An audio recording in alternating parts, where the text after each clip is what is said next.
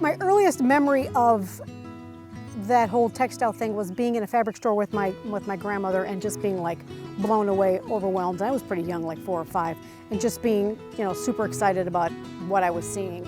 And that's probably kind of where it started. And then the one grandma would always offer to help me with all of my projects and things. Both of my grandparents, my grandmothers have like fabric and textiles in their DNA.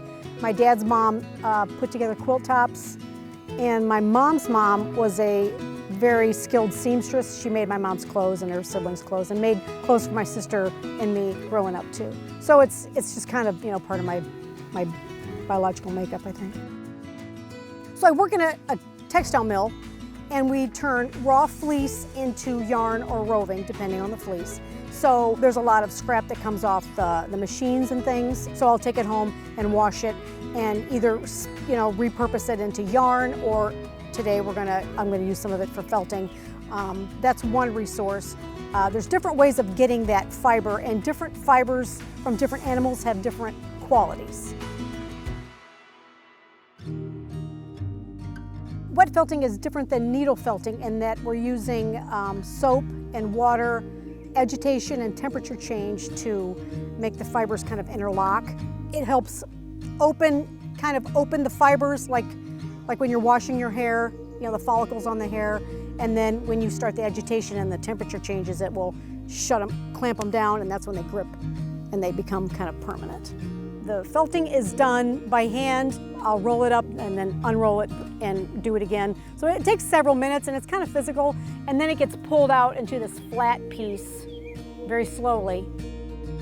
And with the printing, it's the same thing. You're brushing or rolling the ink on the object you're printing with, and just it's kind of like painting with recycled objects in a way, you know, like sometimes recycled fabrics, pieces of garments that I've cut off, or I can start with a piece of white fabric, I can start with a piece of dyed fabric that's not doing too much on its own, and then I will pin it to a foam board that I've got going and roll my ink onto my object I'm going to be printing with, and then just start printing and see how it goes. And just, it's all very intuitive. One thing leads to another. I really don't have an idea of what I'm going to do. I just kind of react in the moment to what I'm doing.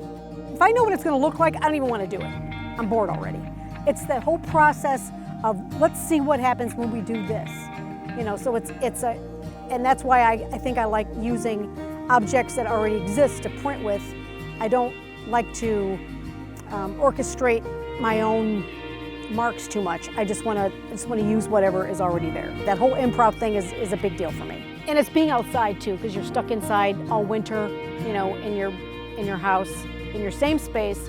And this is my happy time. I get to come out and enjoy the sun and get messy and do this part of the process. A lot of people have some sort of a memory associated with cloth, like either it was their grandmother, mostly their grandmother's or great-grandmother's drapes or sofa fabric or apron or something like that. Or maybe it was an old quilt that was made from some of these garments they remember their aunts or uncles having. Things like that. There is some sort of sensory memory associated with that. For me, it's about the process, really, more than the end product. I just love getting into that groove and getting my hands dirty. You're watching magic kind of happen through you in a way. You know, time, you get engrossed and time just doesn't exist.